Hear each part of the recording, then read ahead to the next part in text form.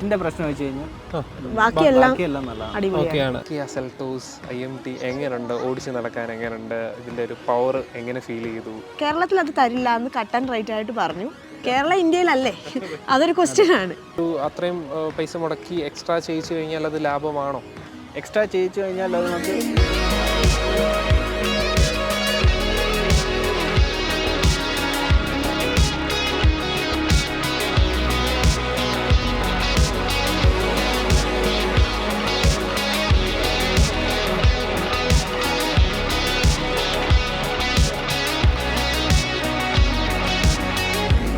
Hello friends, walk the നെഫിൻ്റെ ഏറ്റവും പുതിയ എപ്പിസോഡിലേക്ക് സ്വാഗതം. ഒരു SUV കാർ വാങ്ങണമെന്ന് പലരുടെയും ഒരു ആഗ്രഹമാണ്. ഒരു SUV കാർ കുറേ കാലങ്ങൾക്ക് മുമ്പ് സ്വന്തമാക്കണമെങ്കിൽ ഒരു 12 ലക്ഷം ആ ഒരു റേഞ്ചിലൊക്കെ നമുക്ക് സ്റ്റാർട്ടിങ് ഉണ്ടായിരുന്നു. പക്ഷേ ഇന്ന് ഇതിൻ്റെ എല്ലാം പ്രൈസ് അധികമായിട്ട് കൂടി. നോർമൽ നമുക്ക് 12-14 ലക്ഷത്തിന് കിട്ടിയിരുന്ന വാഹനങ്ങൾ 20-25 ലക്ഷത്തിലേക്ക് മാറിയിരിക്കുകയാണ്. ഏതാനും കുറച്ച് വർഷങ്ങൾ കൊണ്ട് ഭയങ്കര ഒരു പ്രൈസ് ഹൈക്കാണ് ഈ SUV കാറ്റഗറിയിൽ വന്നിരിക്കുന്നത്. SUV കാറ്റഗറി എന്നല്ല, ഒരു കാർ മാർക്കറ്റിൽ തന്നെ വന്നിരിക്കുന്നത്. അപ്പോൾ നിങ്ങൾക്കൊരു 15 ലാക്സിന് ഇന്ന് കിട്ടാവുന്ന ഒരു ഓട്ടോമാറ്റിക് അല്ല, ഇൻ്റലിജൻറ്റ് മാനുവൽ ട്രാൻസ്മിഷൻ നൽകുന്ന IMT ട്രാൻസ്മിഷൻ നൽകുന്ന ഒരു കാറിനെ പറ്റി ഉള്ള ഒരു യൂസർ എക്സ്പീരിയൻസ് ആണ് ഇന്ന്. അതായത് സെൽറ്റോസിൻ്റെ IMT വേരിയൻ്റാണ് നമ്മൾ കൊണ്ടുവന്നിരിക്കുന്നത്. സെൽറ്റോസിൻ്റെ ഫേസ് ലിഫ്റ്റ് വന്ന റീസെൻ്റ്ലി ലോഞ്ച് ആയിട്ടുള്ള വേരിയൻറ്റിൻ്റെ IMT ഓപ്ഷനാണ് നമ്മളിന്ന് കൊണ്ടുവന്നിരിക്കുന്നത്. IMT എന്ന് പറഞ്ഞാൽ ഓട്ടോമാറ്റിക് അല്ല എങ്കിലും ഇൻ്റലിജൻറ്റ് മാനുവൽ ട്രാൻസ്മിഷനാണ്. പലർക്കും അറിയാമെങ്കിലും ഒന്ന് പറയുകയാണ്, ക്ലച്ച് ഇല്ല, പക്ഷേ നമ്മൾക്ക് ഗിയർ മാറ്റി കൊടുക്കേണ്ടി വരും. AMTയിൽ ഞാൻ ആ ഒരു പർപ്പസാണ് ഞാൻ യൂസ് ചെയ്യാറ്. AMTയിൽ ക്ലച്ച് ഇല്ല, ഗിയർ ഓട്ടോമാറ്റിക്കും ഉണ്ട്, മാനുവൽ ഓപ്ഷനും ഉണ്ട്. അപ്പോൾ മാനുവലി ഷിഫ്റ്റ് ചെയ്താണ് ഞാൻ ഓടിക്കാറുള്ളത്. പലരും അങ്ങനെ ചെയ്യാറുണ്ട്. ആ ഒരു പർപ്പസ് അത് തന്നെ, ആ ഒരു രീതിയിൽ തന്നെയാണ് ഇതും യൂസ് ചെയ്യുന്നത്. പക്ഷേ ഗിയർ നോർമൽ മാനുവൽ വെഹിക്കിളിൻ്റെ ഷിഫ്റ്റ് ചെയ്യുന്ന പോലെ നമുക്ക് ഗിയർ ലെവൽസിൽ ഷിഫ്റ്റ് ചെയ്യേണ്ടി വരും, ക്ലച്ച് ചവിട്ടേണ്ട ആവശ്യമില്ല. അപ്പോൾ ആ ഒരു വേരിയൻ്റാണ് ഈ കിടക്കുന്നത്. അപ്പം ഇതിൻ്റെ ഒരു യൂസർ എക്സ്പീരിയൻസ് എന്തുകൊണ്ട് ഒരു 15 ലാക്സിന് ഇത് വെർത്താണോ, എന്തൊക്കെ കാര്യങ്ങൾ ഇതിൽ കിട്ടുന്നുണ്ട്, എന്തൊക്കെ പോരായ്മകൾ ഇതിൽ ഫീൽ ചെയ്തിട്ടുണ്ടെന്നുള്ള കാര്യങ്ങളാണ് നമ്മൾ ചോദിക്കാൻ പോകുന്നത്. അതിനായിട്ട് ഇതിൻ്റെ ഓണറിനെ വീഡിയോയിലേക്ക് സ്വാഗതം ചെയ്യാം. അപ്പോൾ ഇതാണ് കിയ സെൽറ്റോസ് IMTയുടെ owner. Hi bro, welcome to our channel. Thank you. പേരും എന്ത് ചെയ്യുന്നു എന്നുള്ളതും പ്രേക്ഷകർക്ക് വേണ്ടി. എൻ്റെ പേര് നിതിൻ, ഞാനിവിടെ സെൻട്രൽ ഗവൺമെൻറ് എംപ്ലോയിയാണ്. ഓക്കെ, വർക്ക് ചെയ്യുന്നു. ഓക്കെ, അപ്പം കിയ സെൽറ്റോസ് IMT സ്വന്തമാക്കി. എങ്ങനെയാണ് ഈ ഒരു ബഡ്ജറ്റ് എങ്ങനെ ഫിക്സ് ചെയ്തു, അല്ലെങ്കിൽ ഈ ഒരു കാറിലേക്ക് എങ്ങനെ വന്നു, ഏതൊക്കെ വണ്ടികൾ വേറെ നോക്കി, എങ്ങനെയാണ് ഇതിലോട്ട് വന്നത്? ഞാൻ കുറേ വണ്ടികൾ നോക്കിയിട്ടുണ്ടായിരുന്നു. വെന്യൂ നോക്കിയിരുന്നു, ക്രെറ്റ നോക്കിയിരുന്നു, ഓക്കെ, സോണറ്റ് നോക്കിയിരുന്നു. അതിൽ എല്ലാത്തിനും വ്യത്യസ്തമായിട്ട് എനിക്ക് നല്ലൊരു സ്റ്റൈലും എല്ലാം കംഫർട്ടും എല്ലാം ഇതിൽ സെൽറ്റോസിലാണ് ഫീൽ ചെയ്തത്. ഓക്കെ, അതുകൊണ്ടാണ് സെൽറ്റോസിലേക്ക് വന്നത്. അല്ലാതെ ടെസ്റ്റ് ഡ്രൈവ് ചെയ്ത് നോക്കിയതൊക്കെയാണ്? ടെസ്റ്റ് ഡ്രൈവ് ചെയ്ത് നോക്കിയത് വെന്യൂ, സോണറ്റ്, ഇത് ഈ പറഞ്ഞതല്ല, ഈ മിഡ് സൈസ് തൊട്ട് ഈ റേഞ്ചിലുള്ള അതും നോക്കി, കോമ്പാക്ട് നോക്കി, ഈ സെഗ്മെന്റ് നോക്കി, അതിൽ ഇത് ഇഷ്ടപ്പെട്ടു, ഇത് ബുക്ക് ചെയ്തു. അതെ. ഇത് പുതിയ ഫേസ് ലിഫ്റ്റ് വന്നിറങ്ങിയ ശേഷമാണോ അതോ നേരത്തെ ബുക്ക് ചെയ്തിരുന്നോ? അല്ലല്ല, ഫേസ് ലിഫ്റ്റ് വന്ന ശേഷമാണ് ഇഷ്ടപ്പെട്ടതൊന്നും. അതെ. അപ്പോൾ ബുക്ക് ചെയ്തിട്ട് ഉടനെ കിട്ടിയേ കാണുമല്ലോ? ബുക്ക് ചെയ്തിട്ട് ഒരു മാസം കൊണ്ട്, 8 മാസം കൊണ്ട് കിട്ടി. ബുക്കിംഗ് പീരീഡ് അത്രേ ഉള്ളായിരുന്നു. ഓക്കെ, അപ്പം 15 ലാക്സിൻ്റെ ഒരു ബഡ്ജറ്റ് ആയിരുന്നു വെച്ചിരുന്നത്, അതോ സെൽറ്റോസിൻ്റെ ബേസ് വേരിയൻറ്റ് നോക്കി, അതോ ഒരു ഓട്ടോമാറ്റിക് IMT ട്രാൻസ്മിഷൻ വരുന്നു, ഏതായിരുന്നു? എങ്ങനെ ഞാൻ ആക്ച്വലി നോക്കിയത് വെന്യൂ, സോണറ്റ് ആ റേഞ്ചിലുള്ള വണ്ടികളാണ്. പക്ഷേ എനിക്ക് കുറച്ചുകൂടെ ഓടിച്ച് നോക്കിയപ്പോഴത്തേക്കും കുറച്ചുകൂടെ കംഫർട്ട് ഇതായിട്ട് തോന്നി. ഓക്കെ, ക്രെറ്റ എനിക്ക് ഇഷ്ടപ്പെട്ടില്ല, അതിൻ്റെ സ്റ്റൈൽ മീൻസ് ഡിസൈനൊക്കെ വെച്ച് ഒരു ബൾക്കി സ്റ്റൈലായിട്ട് അത് നോക്കിയില്ല. പിന്നെ ഇഷ്ടപ്പെട്ട എനിക്ക് ഇതാണ്. അപ്പം ഇതിൻ്റെ സ്റ്റാർട്ടിംഗ് പ്രൈസ് എത്രയായിരുന്നു കിയ സെൽറ്റോസിൻ്റെ ഓൺ റോഡ് പ്രൈസ്? കിയ സെൽറ്റോസിൻ്റെ ഓൺ റോഡ് പ്രൈസ് നമുക്ക് ഏറ്റവും ബേസ് മോഡൽ വരുന്നത് എനിക്ക് തോന്നുന്നു 13 ലക്ഷം ആണെന്ന് എനിക്ക് തോന്നുന്നു. അപ്പോൾ ഇത് ഡീസലായത് കാരണം 1 ലക്ഷം രൂപ കൂടെ കൂടി. അപ്പം ഇത് ബേസ് അല്ല, ഇത് IMTയുടെ സ്റ്റാർട്ടിങ്. അതെ. അപ്പോൾ IMT നേരത്തെ യൂസ് ചെയ്തിട്ടുണ്ടോ? IMT ഞാൻ ആദ്യമായിട്ടാണ് യൂസ് ചെയ്യുന്നത്. എന്നിട്ട് എങ്ങനെ ഫീൽ ചെയ്തു? IMT നല്ല കംഫർട്ടാണ്, നമുക്ക് വളരെ യൂസ്ഫുൾ ആണ്. ഓക്കെ, സിറ്റി ഡ്രൈവിനൊക്കെ നമുക്ക് ഭയങ്കര കംഫർട്ടാണ്. നമുക്ക് മെയിനായിട്ട് നമുക്ക് ക്ലച്ച് ചവിട്ടി ഗിയർ മാറ്റാം. ക്ലച്ച് ചവിട്ടിലാണ് നമുക്ക് ബുദ്ധിമുട്ട്. ഗിയർ നമുക്ക് മാറ്റുന്നതുകൊണ്ട് നമുക്ക് വലിയ ബുദ്ധിമുട്ടൊന്നും വരുന്നില്ല. അതുകൊണ്ട് ആ ക്ലച്ച് ചവിട്ടുന്ന ഒഴിവാക്കി കിട്ടി ഈ IMT ആയതുകൊണ്ട്. കൊച്ചിയിലെ ട്രാഫിക്കിൽ ഭയങ്കര അനുഗ്രഹമാണെന്ന് പറയാം. അങ്ങനെ ഓക്കെ. അപ്പം മറ്റുള്ള ട്രാൻസ്മിഷൻ മേടിക്കണമെങ്കിൽ നല്ല എമൗണ്ട് നമ്മൾ എക്സ്ട്രാ സ്പെൻഡ് ചെയ്യേണ്ടി വരും. അപ്പോൾ അതിൽ നിന്ന് ഒഴിവായി ഒരു ഓട്ടോമാറ്റിക്കിന്റെ ഗുണം കിട്ടുന്ന ഒരു കംഫർട്ട് ഉണ്ട്. ഓട്ടോമാറ്റിക്കിന്റെ തായ ഒരു കംഫർട്ടും ഉണ്ട്. കിട്ടുകയും ചെയ്തു. ഓക്കെ, അപ്പം ഇതിൻ്റെ ഓൺ റോഡ് പ്രൈസ് എത്രയായിരുന്നു? ഇതിൻ്റെ ഓൺ റോഡ് പ്രൈസ് എന്ന് വെച്ചാൽ ഒരു 15 ലക്ഷം ആയിട്ടുണ്ട്. 15 ലക്ഷം കറക്റ്റ്? 15 ലക്ഷം ആയിട്ടില്ല, ഒരു 14,80,70 ആ റേഞ്ചിൽ. അതായത് എക്സ്ട്രാ ഫിറ്റിംഗ്സ് എല്ലാം കൂടെ ചേർത്തിട്ട് പറയാം. ഓക്കെ, അപ്പം അത് കിട്ടിയപ്പം അലോയ് വീൽസ് ഒന്നും ഇല്ലായിരുന്നല്ലോ? അലോയ് വീൽസ് ഒന്നും ഇല്ല, അത് എക്സ്ട്രാ ചെയ്യിച്ചതാണ്, നമ്മൾ എടുത്ത് പറയുകയാണ്, അല്ലെങ്കിൽ ആളുകൾ തെറ്റിദ്ധരിച്ചല്ലോ. കിയയുടെ തന്നെ അലോയ് വീൽസ് ആണ് ചെയ്തിരിക്കുന്നത്. അതെ അതെ. പിന്നെ എന്തൊക്കെ ആവശ്യമുള്ള ഫീച്ചേഴ്സ് ഒക്കെ ഉണ്ടായിരുന്നു ആ ഒരു 15 lakhs എക്സ്പെക്ട് ചെയ്തതൊക്കെ? ഇതിൽ ആക്ച്വലി ഇതിൻ്റെ അകത്ത് ഒന്നും ഇല്ലായിരുന്നു. സ്പീക്കർ ഇല്ലായിരുന്നു, ഓഡിയോ സിസ്റ്റം, ബേസിക് സ്പീക്കേഴ്സ് ഒന്നും ഇല്ലായിരുന്നു. ജസ്റ്റ് ഇതിൻ്റെ അകത്ത് വന്നത് ബേസിക് വണ്ടി മാത്രമേ ഉള്ളായിരുന്നു. വണ്ടി എസിയും കാര്യങ്ങൾ മാത്രമേ ഉള്ളൂ. അതായത് പിന്നെ ഹെഡ് യൂണിറ്റോ സ്പീക്കേഴ്സോ ഒന്നും ഇല്ലായിരുന്നു. നമ്മളെല്ലാം പുറത്തുനിന്ന് ചെയ്യിക്കുമായിരുന്നു. ഓക്കെ, ബേസിക് ആയിട്ടുള്ള കാര്യങ്ങളെല്ലാം. അപ്പോൾ ഒരു അത്രയും പൈസ മുടക്കി എക്സ്ട്രാ ചെയ്യിച്ചു കഴിഞ്ഞാൽ അത് ലാഭമാണോ? എക്സ്ട്രാ ചെയ്യിച്ചു കഴിഞ്ഞാൽ അത് നമുക്ക് ലാഭമാണെന്ന് എനിക്ക് തോന്നുന്നത്. അതായത് നമുക്ക് നെക്സ്റ്റ് ഓപ്ഷനിൽ വരുമ്പോഴത്തേക്കാണ് നമുക്ക് ഈ കാര്യങ്ങളെല്ലാം കിട്ടുന്നത്. അതിന് നമുക്ക് 1.5 ലക്ഷത്തോളം രൂപ നമുക്ക് കൊടുക്കേണ്ടി വരും. എക്സ്ട്രാ കൊടുക്കണം. അത് വെച്ച് നോക്കുവാണെങ്കിൽ എനിക്ക് അത്രയും ആയിട്ടില്ല. അപ്പോൾ അലോയ്സ് ചെയ്യാനൊരു 50,000. അലോയ്സിന് 40,000. ഓഡിയോ സിസ്റ്റം ചെയ്യാൻ, ഓഡിയോ സിസ്റ്റത്തിന് ഒരു 23-25,000 റേഞ്ച്. Touch display ഇല്ലായിരുന്നല്ലോ? ഇല്ലായിരുന്നു. അത് ഉൾപ്പെടെയാണോ ഈ പറഞ്ഞത്? അത് ഉൾപ്പെടെ ടച്ച് സ്ക്രീൻ എനിക്ക് ഒരു 25 രൂപ ചിലവായി. സ്പീക്കേഴ്സും എല്ലാം കൂടെ ചേർത്തൊരു 50,000 ആയി. രണ്ടും കൂടെ 50,000. ഡാമ്പിംഗ് ഉൾപ്പെടെ എല്ലാം ചെയ്തു, നല്ല രീതിയിൽ ചെയ്തു. പിന്നെ അത്ര അത്യാവശ്യമുള്ള കാര്യങ്ങളെല്ലാം ചെയ്തു. റിവേഴ്സ് ക്യാമറ അതിന്റെ കൂടെ ചെയ്തു. ഓക്കെ, അതിനെല്ലാം ആ ഒരു എമൗണ്ട് ആണെന്ന്. അപ്പോൾ അതൊരു വർത്ത് ബൈ ആണെന്ന് തോന്നി. ഓക്കെ, ഈ നമുക്ക് എക്സ്ട്രാ ഒരു 1.5 ലക്ഷം രൂപ കൊടുക്കുന്നതിനേക്കാളും നല്ലത് പുറത്തുനിന്ന് നമുക്ക് പകുതി ആയിട്ടില്ല, ഇത്രയും കൂടി ആയിട്ടില്ല, 1000 രൂപയ്ക്ക് നമുക്ക് ചെയ്യാൻ പറ്റി. ഓക്കെ, അത് ഓക്കെ, അങ്ങനെ ഇരിക്കുന്നു. ഇനി നമുക്കറിയേണ്ടത് കിയ സെൽറ്റോസ് IMT എങ്ങനെയുണ്ട്, ഓടിച്ച് നടക്കാൻ എങ്ങനെയുണ്ട്, ഇതിൻ്റെ ഒരു പവർ എങ്ങനെ ഫീൽ ചെയ്തു, അതിനെ പറ്റിയൊക്കെയാണ്. ഞാൻ ആക്ച്വലി എൻ്റെ മുന്നത്തെ വാഹനം ബലേനോ ആയിരുന്നു. ബലേനോ ഫുൾ ഓപ്ഷൻ ആയിരുന്നു. ആ ഫുൾ ഓപ്ഷനിൽ ഉണ്ടായിരുന്ന എല്ലാ അതിനേക്കാളും കംഫർട്ടായിട്ടാണ് എനിക്ക് തോന്നിയത്. ഹാച്ച് ബാക്കിനേക്കാളും കംഫർട്ടായിട്ട് ഫീൽ ചെയ്തു. ബോഡി റോള് അങ്ങനെയുള്ള കാര്യങ്ങളൊന്നും എനിക്ക് ഫീൽ ചെയ്തിട്ടില്ല. ഫാമിലി ആയിട്ട് യാത്ര ചെയ്യുമ്പോൾ ബാക്കിലിരിക്കുന്ന ഒരു കുഴപ്പമില്ല. അങ്ങനെയൊന്നും പ്രശ്നമില്ല. ലോങ് പോയോ? അതുകൊണ്ട് ലോങ് ആലപ്പുഴ ഇവിടുന്ന് ഒരു 100 കിലോമീറ്റർ റേഞ്ച് ആണ് നോക്കിയത്. അപ്പോൾ അതിനകത്തൊക്കെ എങ്ങനെയുണ്ട്? അതിനകത്തൊക്കെ നല്ല പെർഫോമൻസ് ആയിരുന്നു. നമുക്ക് ഓവർടേക്ക് ചെയ്യണമെങ്കിലൊക്കെ കാല് കൊടുത്ത ഉടനെ ഡൗൺ ചെയ്ത് നമുക്ക് പെട്ടെന്ന് തന്നെ കയറി പോകാനും അണ്ടർ പവർഡ് ആയിട്ടൊന്നും നമുക്ക് ഇതുവരെ ഫീൽ ചെയ്തിട്ടില്ല. അപ്പോൾ നേരത്തെ ഉണ്ടായിരുന്ന ബലേനോ ഓട്ടോമാറ്റിക് ആയിരുന്നോ CVT? അത് മാനുവൽ ആയിരുന്നു. ഓക്കെ, അപ്പോൾ ഇതും അതുപോലെ തന്നെ ഗിയർ മാറ്റി ഷിഫ്റ്റ് ചെയ്ത് പെട്ടെന്ന് പോകാം. അതിനേക്കാളും സ്പീഡിൽ പോകാം. മീൻസ് ആ ഒരു AMTയുടെ ഒന്നും ലാഗ് പോലൊന്നും വരത്തില്ലല്ലോ, അതാണ് ചോദിച്ചത്. ഇല്ല. ഓക്കെ, ആ ഒരു കാര്യത്തിലൊന്നും പ്രശ്നമില്ല. ഓക്കെ, മകളാണല്ലേ? മകളാണ്. അപ്പം ഇവരെയും കൊണ്ടൊക്കെ യാത്ര ചെയ്യുമ്പോൾ എങ്ങനെ പറയുന്നു? അവരുടെ ഒരു യാത്ര കംഫർട്ട് എങ്ങനെ പറയുന്നു? നല്ല കംഫർട്ടാണ്. മകളാണെങ്കിൽ തന്നെ ലോങ് ഒക്കെ പോകുമ്പോഴത്തേക്കും ബാക്ക് സീറ്റിൽ നല്ല കംഫർട്ടായിട്ട് കിടന്ന് ഉറങ്ങാനും. അത് ശരി, നല്ല സൈലന്റ് ആയിട്ട്. അതെ. NVH ലെവലൊക്കെ ഓക്കെയാണ്? വളരെ. വൈബ്രേഷൻസ് ഒന്നും ഇല്ല. ഓക്കെ, അങ്ങനെയാണെങ്കിൽ അവരോട് എക്സ്പീരിയൻസ് ഒന്ന് ചോദിച്ചാൽ. ഓക്കെ, അവരോട് ഇൻവൈറ്റ് ചെയ്യാം. അപ്പം ഇതാണ് ഇവരുടെ ഫാമിലി. ഇപ്പോൾ ഫാമിലിയുമായിട്ട് യാത്ര ചെയ്യുമ്പോഴത്തെ അനുഭവങ്ങൾ അറിയാനാണ് നിങ്ങളെ കൂടെ ഇൻവൈറ്റ് ചെയ്തത്. അപ്പോൾ എങ്ങനെയുണ്ട് ഇതിൻ്റെ ഒരു യാത്രാസുഖം, എങ്ങനെ ഫീൽ ചെയ്തു? വേറെ ബലേനോ വെച്ച് കമ്പയർ ചെയ്യുന്നതല്ല, ആ ഒരു വ്യത്യാസം എങ്ങനെ ഫീൽ ചെയ്യുന്നു? നന്നായിട്ടുണ്ട്. വണ്ടി കമ്പാരിസൺ എന്ന് പറഞ്ഞാൽ ബലേനോ വെച്ച് നോക്കുമ്പോൾ സ്ഥലം കൂടുതലുണ്ട്. നമുക്ക് ടെക്നിക്കലി എനിക്ക് പറയാൻ അറിഞ്ഞൂടാ. എങ്കിലും പിന്നെ സസ്പെൻഷൻ നമ്മൾ കുഴിയിലൊക്കെ വീഴുമ്പോൾ അത്ര ഒരു ഇത് തോന്നുന്നില്ല മറ്റേതുമായിട്ട് കമ്പയർ ചെയ്യുമ്പോൾ. പിന്നെ അങ്ങനെ കുഴപ്പമില്ല, എനിക്ക് ഇഷ്ടപ്പെട്ടു. പ്രത്യേകിച്ച് ഇപ്പോൾ ആലപ്പുഴ റോഡ് പണി നടക്കുകയാണ്. അപ്പോൾ അവിടെയൊക്കെ എങ്ങനെ? കുഴപ്പമില്ല, നല്ല കംഫർട്ടാണ്. വണ്ടി അടിപൊളിയാണ്. പിന്നെ ഈ ലൈറ്റിന്റെ ചെറിയ പ്രോബ്ലം ഉണ്ടല്ലേ? അത് നമ്മൾ ചോദിക്കാൻ തരുന്ന ഒരു പ്രധാന ക്വസ്റ്റൻ ആണ്. ലൈറ്റ് വിസിബിലിറ്റി എങ്ങനെയുണ്ട്? രാത്രിയിൽ ഭയങ്കര ബുദ്ധിമുട്ടാണ്. മീൻസ് ഒരു വിസിബിലിറ്റി കുറവാ, ഭയങ്കര പാടാ. നമുക്ക് വണ്ടി ഓവർടേക്ക് ചെയ്യാനും എല്ലാത്തിനും ഭയങ്കര ബുദ്ധിമുട്ടുണ്ടല്ലേ? ലൈറ്റിന്റെ പ്രശ്നം വെച്ച് കഴിഞ്ഞാൽ ബാക്കിയെല്ലാം ഓക്കെയാണ്. അപ്പം ലൈറ്റ് ചേഞ്ച് ചെയ്യാനുള്ള ഓപ്ഷൻ ഒക്കെ ലൈറ്റ് ഞാൻ നോക്കുന്നുണ്ട്. ഒരു സുഹൃത്തിനോട് ചോദിച്ചപ്പം പുള്ളി ബൾബ് മാറ്റിയാൽ മതി എന്ന് പറഞ്ഞു. അപ്പം ബൾബ് ഞാൻ ഓർഡർ ചെയ്തിട്ടുണ്ട്. ഓക്കെ, അപ്പം ഷോറൂമിൽ അതിന്റെ ഓപ്ഷൻ ഉണ്ടല്ലോ? അതോ ഷോറൂമിൽ അവർ ചെയ്യുന്നില്ല? ഓക്കെ, ഷോറൂമിൽ ചോദിച്ചപ്പോൾ അവർ ഇത് സെറ്റ് ചേഞ്ച് ചെയ്യാനാണ് പറയുന്നത്. ഓക്കെ. LED-യുടെ ഇതാകുമ്പോൾ HID തന്നെ നമുക്ക് കൂടിയ ബൾബ് ഇട്ട് ചെയ്യാൻ പറ്റും. Okay okay. കോമ്പിനേഷൻസ് കൂടെ നോക്കണമല്ലോ ബാക്കിയുള്ളത്.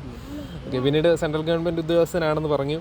BH രജിസ്ട്രേഷനെ പറ്റി അറിയാമല്ലോ. BH രജിസ്ട്രേഷൻ വാഹനങ്ങൾ സെൻട്രൽ ഗവൺമെൻറ് ഉദ്യോഗസ്ഥർക്കും ഒക്കെ കിട്ടുന്നതാണ്. എന്നിട്ട് ആ രജിസ്ട്രേഷനിലോട്ട് നോക്കിയില്ലേ, അതോ രജിസ്ട്രേഷൻ നമ്പർ കിട്ടിയല്ലോ, KL04 തന്നെ, BH എന്തുകൊണ്ട് കിട്ടിയില്ല, അല്ലെങ്കിൽ അതിനെപ്പറ്റി ഒന്ന് പറയൂ.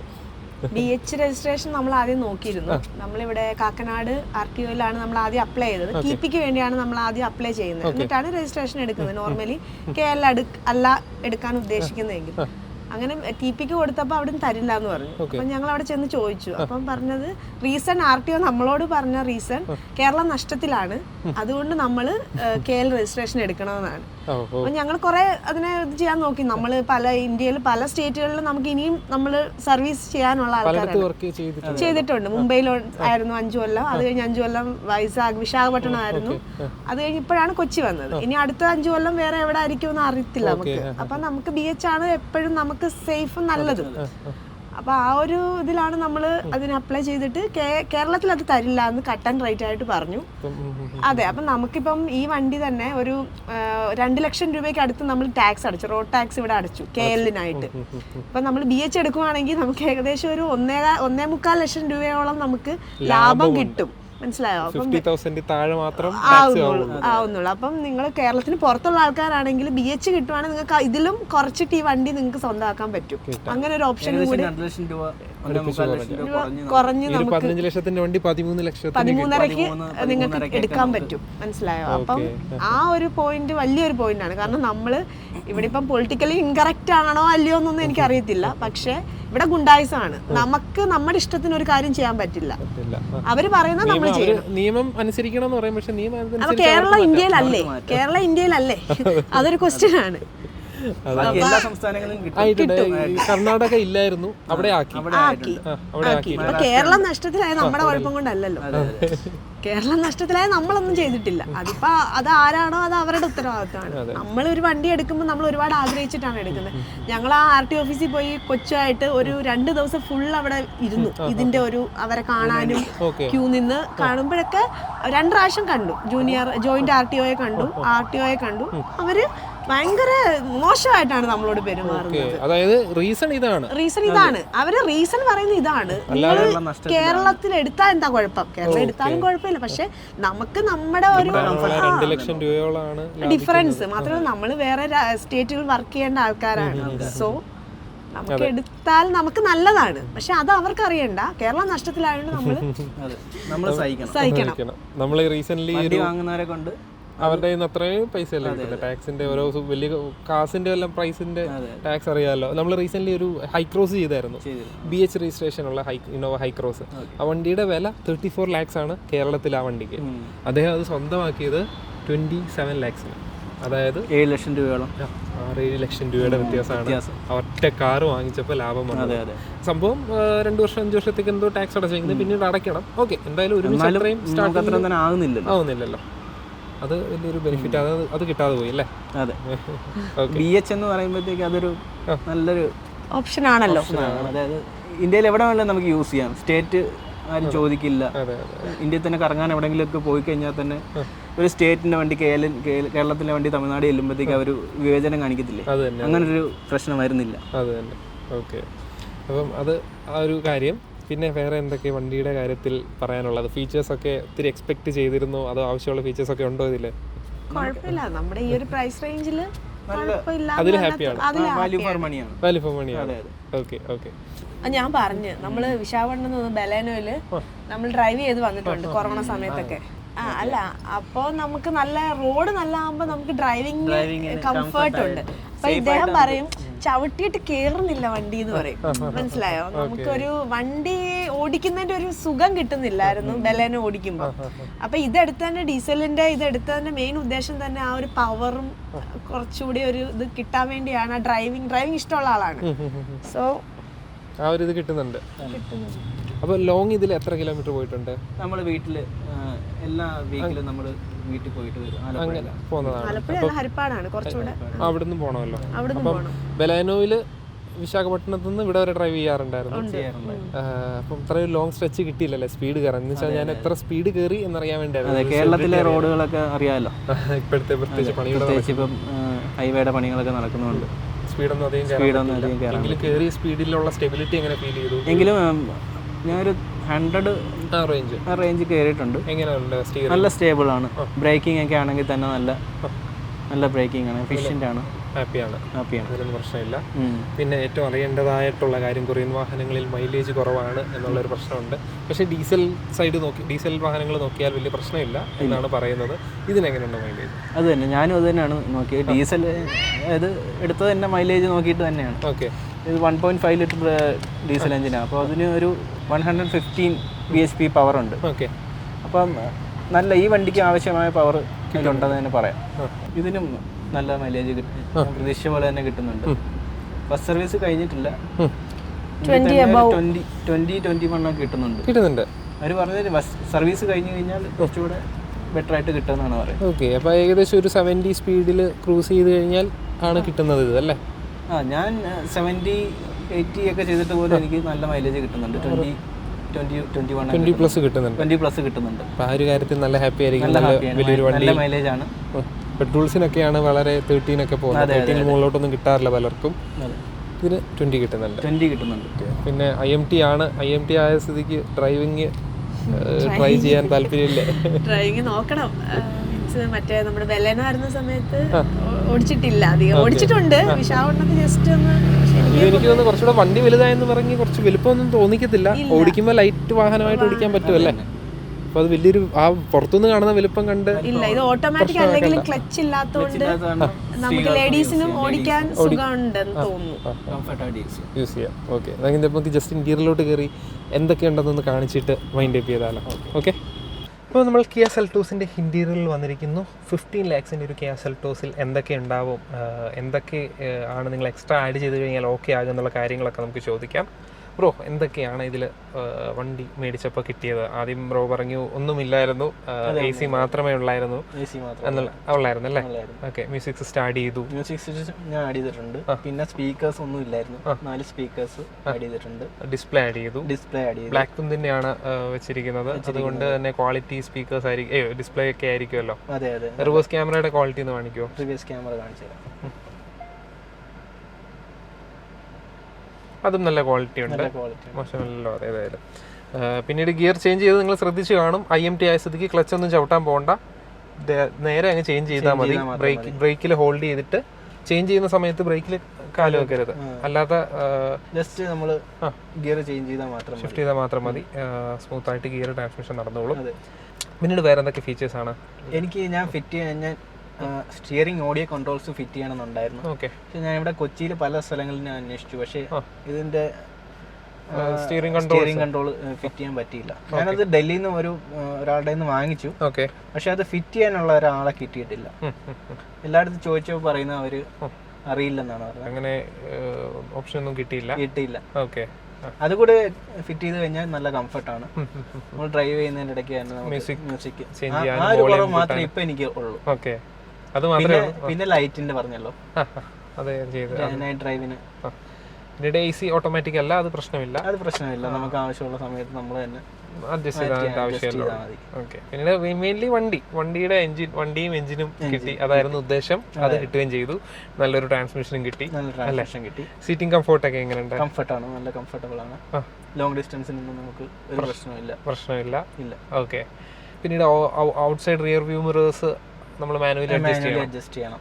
അതുകൂടെ ഉണ്ടായിരുന്നെങ്കിൽ നല്ലായിരുന്നു. അത് ബേസിൽ വരുന്നില്ല. ഇത് ബേസും അല്ലല്ലോ, ബേസ് 13 lakhs. ഇത് അതിനെക്കാട്ടി 1-2 ലക്ഷം രൂപ കൂടുതലുള്ള വണ്ടിയാണ്. അപ്പൊ അതിന് അതൊക്കെ കൊടുത്തിരുന്നാൽ നല്ലായിരുന്നു. ഓക്കെ. അപ്പം വേറെ എന്തെങ്കിലും ഇതിനെപ്പറ്റി പറയാനുണ്ടോ? അല്ലെങ്കിൽ എന്തൊക്കെ സജഷൻ ആണ് ഈ ഒരു IMT സെൽറ്റോസ് എടുക്കാൻ? IMT ട്രാൻസ്മിഷനെ പറ്റി എന്താ പറയാനുള്ളത്? അതായത് അത് റിലയബിൾ ആണോ? ഇപ്പോൾ വണ്ടി എടുത്ത സമയത്ത് IMTയെ പറ്റി കുറച്ച് പഠിച്ചു കാണുമല്ലോ. അപ്പോൾ അതിൽ പലരോട് ചോദിച്ചതിൽ നിന്നും എന്താണ് ഒരു ഫീഡ്ബാക്ക് കിട്ടിയത്? കുറേ വർഷം സ്മൂത്ത് ആയിട്ട് യൂസ് ചെയ്യാൻ പറ്റുമോ? കംപ്ലൈൻറ്റ്സ് ഞാൻ ചോദിച്ചപ്പോൾ ആൾക്കാർ നല്ല റിവ്യൂ ആണ് പറഞ്ഞത്. അതായത് ഡീസൽ എഞ്ചിൻ അല്ല, ഏത് എഞ്ചിനായാലും അതും ഇതുമായിട്ട് കിയയുടെ ഈ എഞ്ചിനും ഈ ഒരു ട്രാൻസ്മിഷനായിട്ട് നല്ലൊരു കോംബോ ആണെന്നാണ് ആൾക്കാർ പറഞ്ഞത്. ഓക്കെ, നല്ല റിലയബിൾ ആണെന്നാണ് എനിക്കറിയാൻ സാധിച്ചത്. അപ്പോൾ ആ കാര്യത്തിൽ ഹാപ്പിയാണ്. ഓക്കെ, വേറെ എന്തൊക്കെയാണ് സജഷൻസ് കൊടുക്കാനുള്ളത് ഈ ഒരു IMT സെൽട്ടോസ് എടുക്കാൻ നോക്കുന്നവരോട് എന്തെങ്കിലും പറയാനായിട്ട്? IMT ധൈര്യമായിട്ട് എടുക്കാം. അതിലൊന്നും പ്രശ്നമില്ല. ഒന്നും പ്രശ്നമില്ല. എൻ്റെ ഇത്രയും ഏകദേശം 1 മാസമായി എൻ്റെ ഇത്രയും നാളത്തെ ഉപയോഗം കണ്ട് എനിക്ക് നല്ലൊരു ഇതാണ്, നല്ലൊരു ഫീഡ്ബാക്ക് തന്നെയാണ് എനിക്ക് കിട്ടിയിരിക്കുന്നത്. അതിൽ ഹാപ്പിയാണ്. ഓക്കെ, അപ്പം താങ്ക് യു സോ മച്ച്. അപ്പം ഇതൊക്കെയാണ് നമുക്ക് സെൽട്ടോസ് IMTയെ പറ്റി സംസാരിക്കാനായിട്ടുണ്ടായിരുന്നത്. Thank you so much bro. നമുക്ക് നല്ലൊരു യൂസർ എക്സ്പീരിയൻസ്, ഒരു ഫസ്റ്റ് ഇംപ്രഷനായിട്ട് നിങ്ങൾ കൂട്ടിയാൽ മതി. കാരണം പുതിയ വണ്ടിയാണ്, അധികം കിലോമീറ്റർ ആയിട്ടില്ല. എത്ര കിലോമീറ്റർ ആയി? 1000 കിലോമീറ്റേഴ്സ് ആയിട്ടുള്ളൂ. അപ്പോൾ അതിൻ്റെ ഒരു എക്സ്പീരിയൻസ് ആണ്, ഫസ്റ്റ് ഇംപ്രഷനാണ്. മെയിൻലി IMT എടുക്കാൻ പോകുന്നവർക്ക് ഉള്ളൊരു വീഡിയോ ആയിട്ട് കണക്കാക്കിയാൽ മതി. അപ്പം നമ്മുടെ ഇതുപോലുള്ള യൂസർ എക്സ്പീരിയൻസ് വീഡിയോസ് സ്ഥിരമായിട്ട് ഇടാറുണ്ട്. നമ്മുടെ ചാനൽ ഒന്ന് സബ്സ്ക്രൈബ് ചെയ്തേക്കുക. നമ്മൾ പുതിയ വീഡിയോസുമായിട്ട് വീണ്ടും വരുന്നതായിരിക്കും. അതുവരേക്കും ഗുഡ് ബൈ.